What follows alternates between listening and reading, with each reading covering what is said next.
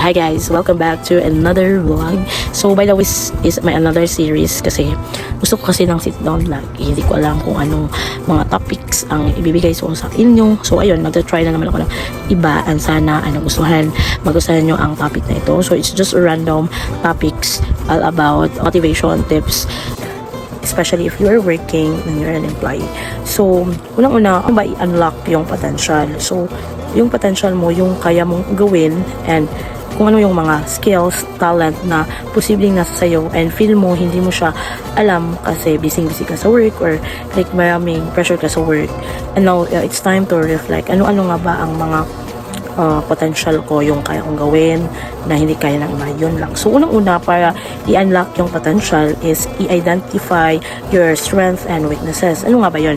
So, take time to reflect on what are your skills, your talent, so that when you're self-aware of your skills, talent, you'll be able to develop your strength and, of course, addressing your weaknesses. So, in developing your strength, of course, improve mo yung mga strength mo.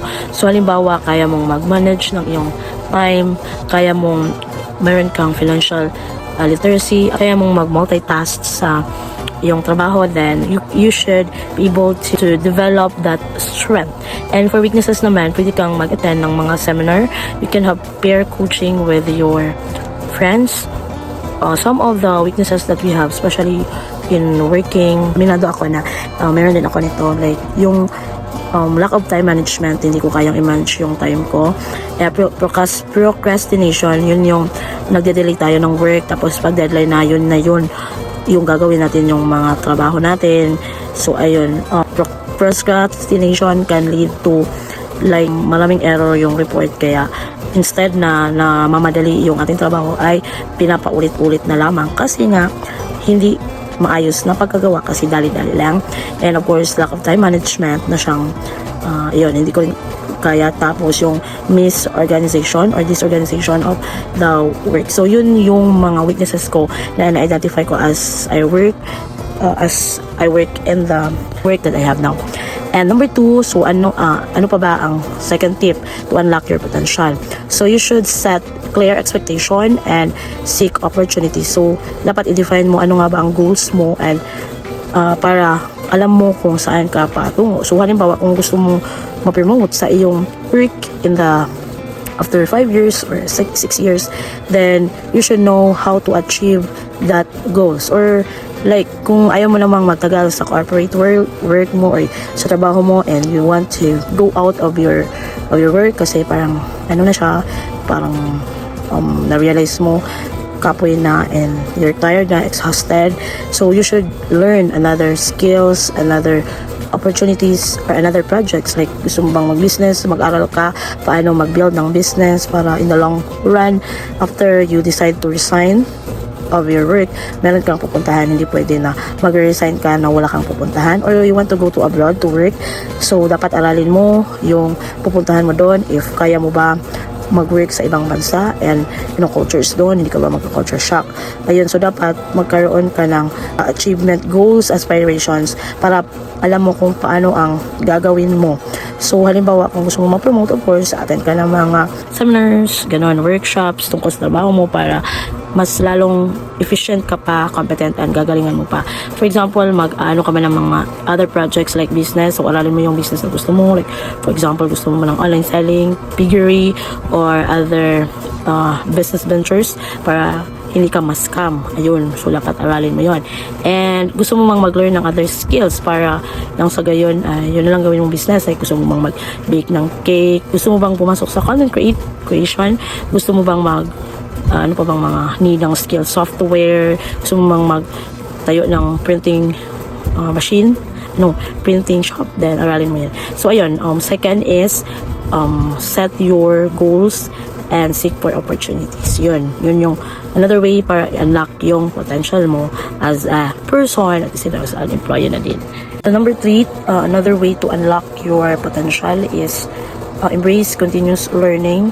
So it means that you need to stay curious and actively search see another knowledge. This involves attending seminars, publications, or continuous development like schooling. So, like sa aming work, sa requirement para ma-promote ka is yung education mo. So, most of us ngayon ay kailangan na talagang mag-aral as much as you can para mas lamang ka sa kasamahan mo. So, yun, continuous learning lang and and another thing is yung nag-attend ka ng mga training, online courses, so short courses regarding with your work. So, ayun, para mas maintindihan mo pa yung trabaho mo, kung para makagawa ka ng innovation or project or something new para sa sa company mo. In that way, makakagawa ka ng maayos na project para mas ma-boost ka pa and ma-promote ka ng lalaki. Kasi alam nyo ba kasi kung meron kayong innovation sa work nyo, mas madali kayong napapansin ng inyong boss. Lalo, sa amin naman sinasabi nila yon na good practices. So ano nga ba ang good practices para mas efficient yung work na ginagawa namin, and at the same time na-improve din yung aming quality of services para sa client namin. So ayun lang. So number 3, yun nga, embrace continuous learning. So yun, isa doon ay mag-schooling, attend ng webinars, short courses, or training or workshop. Yun lang. So number 4, para unlock ang iyong i-unlock yung potential mo is build strong relationship with your supervisors, with your managers, with your team leaders, or even your colleagues. So in that way, mas madali yung trabaho mo kasi wala kang kaaway, wala kang kalaban sa work mo. So you live happily kasi sabi nga nila, no man is an island. So kailangan talaga sa isang trabaho dapat teamwork kayo kasi kahit napakagaling mo and ikaw na pinakamagaling na employee, kung halimbawa kailangan mo ng katulong, hindi ka basta-basta gain ng help or cooperation from your colleagues kung hindi mo sila close. Pero sa closeness naman, dapat karoon din kayo na limitations kasi meron kasing ibang mga colleagues na minsan feeling mo okay na kayo but actually minsan hindi pala kasi nagbabackstab din sila sa iyo, and minsan hindi din sila good sa iyo kasi meron namang iba na competitive. Ayun, so make sure na alam mo yung limitation. Huwag i-share lahat ng mga bagay na plano mo, yung mga dreams mo, huwag mo i-share basta-basta. Pumili ka lang ng tao na mapagkakatiwalaan mo. And minsan kasi pag mag-overshare ka, minsan kasi hindi yun na minsan kasi may iba na hindi happy kung ano man yung gusto mong projects in the future. Hindi sila happy kung anong gagawin mo. Okay kung supportive, pero kung hindi, meron silang ibang gagawin para mahadlangan yung mga plano mo in life. So make sure na hindi ka mag-overshare.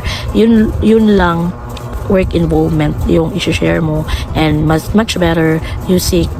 Number 5, you seek feedback and more challenges. So isa dito ay yung you get feedbacks from them kung okay pa ba yung work mo.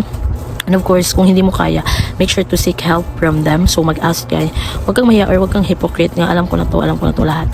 So you should be able to communicate properly with your colleagues para matulungan ka nila kung anong mga problema mo, kasi hindi lahat ng bagay ay alam natin. And of course, minsan kasi kailangan pa rin natin ng empathy and cooperation from our colleagues kasi minsan hindi tayo mamotivate kung parang hindi mo kasundo yung mga kasamahan mo. Much better na kasundo mo sila para everybody happy, yun, at hindi ka nagkukusmod pag nagjo-duty ka.